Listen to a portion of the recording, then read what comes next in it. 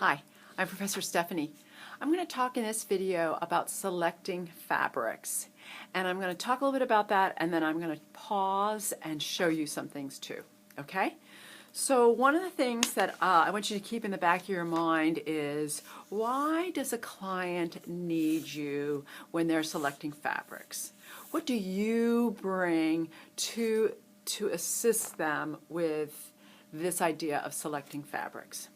And really, you can apply some of this theory to any of the finishes that we're studying here in the Materials and Sources class. So let's think about that. When you have a client, you're going to be thinking about their situation. What is the uniqueness of the situation they have with the fabric they need? Where are they putting it? How are they using it? How long do they want the fabric to last? So these are questions that are going to be important to you when you answer and help them with the selection. The other thing that you need to be aware of is the architectural features of the space that you're in. Where are the windows? Are there any period aspects of the space? For example, we've been working with Federal and Craftsman periods, because those are typical of what are here in Jacksonville. So if you are helping a client choose fabric for their living room or their den, and it was a bungalow Craftsman style, you would want to take that into consideration when you're selecting the fabric.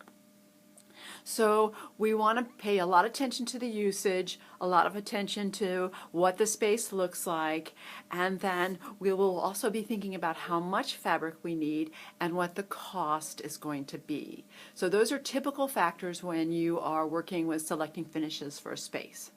So I also want to talk about residential selection and commercial selection.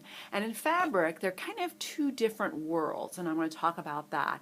And I want to have a couple of different scenarios when we think about this. In the residential, I want us to think about what the selection would be for a retired couple moving into a space, been quite successful financially, so they have a budget, quite a nice budget to spend. They are planning to live in that space for 20 years. Let's say they're retiring at 65. They'll be there till 85. So we can think about the longevity of the fabric in the space. The other residential client I want us to play around with is a young couple. And they actually have 3 children under the age of 7. So we've got a 2-year-old, a 4-year-old, and a 7-year-old. And they have a different budget as far as what the retired couple has. Their plan is going to be 10 years, because in 10 years, 10 to 12 years, the children will have grown up, and they might even be able to replace what they're using. So we're looking at that in reference to what the young children bring to the usage of the fabric and the longevity of that. So that's our residential world. We're also going to play in the commercial world. And in the commercial world, I'd like us to think about adding fabric for upholstery for a dentist office, so that there is a little bit more usage than there is in the residential home, and then also for a hotel lobby. And I want to use a hotel lobby in New Orleans, that the hotel lobby, we're going to work with upholstery material for chairs. And when we think about a hotel is open 24 hours a day, 7 days a week. And there is the option for, I don't know, let's say 4 people to sit in that chair every hour. Okay? So if we do some multiplying on that, we take that chair, we have 4 people sit in that chair for 24 hours, 7 days a week, 365 days out of the year. That's a lot of sitting on that chair. And so we really want to pay attention to the different aspects of the client situation, which we're going to learning more about, and the properties that fabric has for us. So I'm going to pause, and then we're going to be looking at some fabrics. Hold on.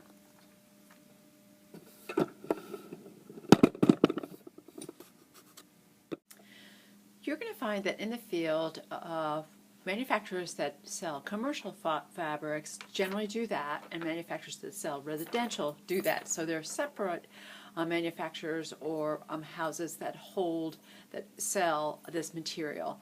And if you look at what we have here, this is how the commercial fabric comes.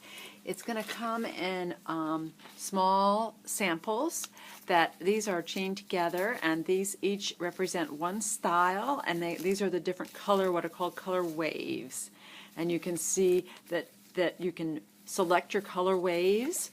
And then also the important part, excuse me, about commercial fabric is the specifications. This is a really important part, the research of how the material is put together, the fire rating, the double rubs. We're going to chat a little bit about double rubs, things that the commercial properties, the commercial interiors properties that are needed. So this is an example here of the way a commercial fabric comes. It also can come in boxes. This is a box of commercial fabric from a manufacturer and I'm trying to pull this out here. This is from Luna. This is their Fluffy. And you can see again, this is the same style, but they're different color, what are called color waves. And then what happens is, if you get a sample that you like and you're interested in, when I was working in the field, we worked very closely with our manufacturer fabric reps. They could send us a larger fabric and help us a little bit with the properties, the delivery dates, things like that. So you work very closely with your reps when you're ordering material like this.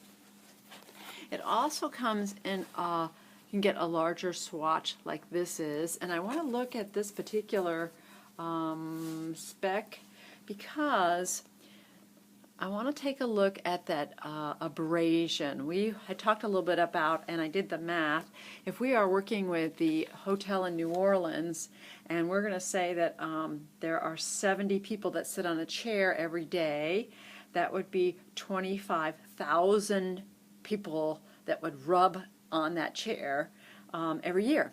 So when you look at this, you'll see the abrasion is 30,000. So to me, that's not really enough. So we can look at another fabric. I happen to find another one that actually has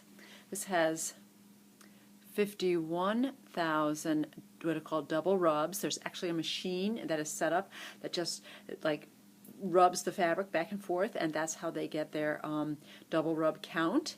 And so what happens is commercial fabrics are very particular about the yarn that's used, the finish that's on it, how tightly it's woven, and the different properties that it has that makes it very usable in a commercial setting.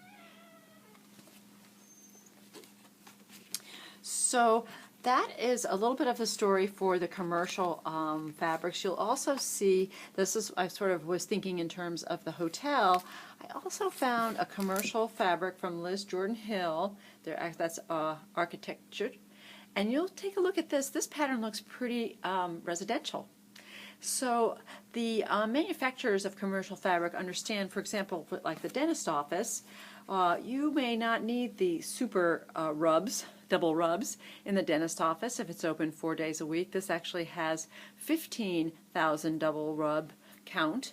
So a little less use, a little less spillage in reference to sitting in a dentist office. And so there's the opportunity for a pattern to look a little bit more like a residential pattern, maybe not be hiding stains so much. And you'll see, it's interesting here, they have a picture on the back of a chair with that pattern on it, so that's again helping. And all of these commercial fabrics you could call and get larger samples of for sure. So let's pause and we'll take a look at residential fabric.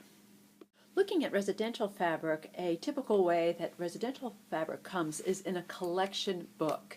Many of you that have taken functions or principles have been working with a book like this, and the advantage of this is very often in a residential project, the client really is very much involved. Sometimes with commercial, the designer puts things together and then presents it to the client, the commercial client. The residential client, to me, or at least have I found, that was excuse me, very involved in the process of looking at things and wanting to oftentimes be involved in the process. So these books do a fantastic job. They have their pattern, they have some coordinating things that would go with it, And that just allows you to zero in on a color flavor, something that you might particularly, the client, you have your inspirational piece, and then the client needs some other fabrics to go with it, and it'll get you started. So this is a collection from Kravet, and in a color of what we're calling topaz.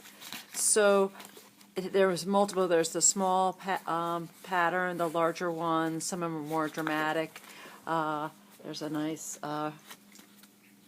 curvilinear. There's a geometric, and so we're kind of familiar with that. You'll find in the on the back here are the specifications, and not quite as complicated. They always have a pattern. There's a color. Name of the pattern. This has the width, what it's made of, viscose and polyester. There's the repeat. There's a Teflon finish. It's made in Italy. This has 15,000 rubs. Okay, so that's the abrasion there. So that's kind of interesting that we would see that. Let's take a look at the front of this that we were looking at, the spec part. So yes, we have that kind of information, and yes, that's going to be important. When I ask that question about what do you bring to the client, I think it's the research aspect that's very important. The knowledge of how materials work, how they are maintained. And the one client that we talked about specifically was that young family. And one of the key things for me on that young family is choosing a fabric that is going to hide stains, dirt, crushed crackers, cereal. And so for me, the best way to do that is with a pattern that has a kind of, like, I particularly like this, and I happen to be a big fan of Paisleys, where something could get spilled on that, clean quickly, but even if it left a little residue, it's sort of going to fit right into the actual pattern itself, and that really helps the longevity of a sofa that's going to have 3 young children that are going to be pretty active and busy. Very often there's a larger picture of the pattern itself when it's pretty large. Here's our specs here. Let's take a look at that rub. Let me see if I can read that. The abrasion is 42,000. Okay, so that's pretty good. This is called the Weizenbeck method. So we've seen that a couple of ways. This is also Kravet. Pattern, color number. This is 55 inches wide. The repeats are pretty important when you're putting this together. So again, Kravet does a great job putting together. This is a little bit of a darker value is what I was looking for the couple, the young family with the young children that are going to be busy on those pieces of furniture. So you can, to me, something like this is a fantastic way to hide dirt. And it could have some complementary pillows or maybe another chair that's next to it if we're in a den. There could be, what I would be shy about and wouldn't recommend is that lighter value background, because if we spill Coca-Cola on that, that Coca-Cola stain is really going to show up, as opposed to the possibility of Coca-Cola on that, and then really, there was even a, I don't know if I saw something that had less light value in it. You don't want to get it too dark, because yipes. Now, when we think about the client that's the retired couple, and maybe they're in the, I don't know, in a golf village or something, we have a lot more option as far as pattern, because they're not going to have, well, unless they have grandchildren, but that said, but we, certainly would have done some research around who would be visiting, who would be sitting on the sofa, so you have more options as far as the lighter values. And again, this book is set up with their bigger patterns up front, the smaller coordinating patterns are in the back, and they are color coordinated or grouped together, so that can be very helpful. Often on the very back there's a price list, and these are ranging anywhere from $95 a yard to $77. So we are in that range of expense. Let me see what happened with this book. Same. So upholstery material does come with a price tag. So these two aspects of commercial and residential fabrics, hopefully this has been helpful to kind of look at them separately, the way that we view them, the different manufacturers that we buy from, and some of the properties that are important for each of the different settings. Thank you.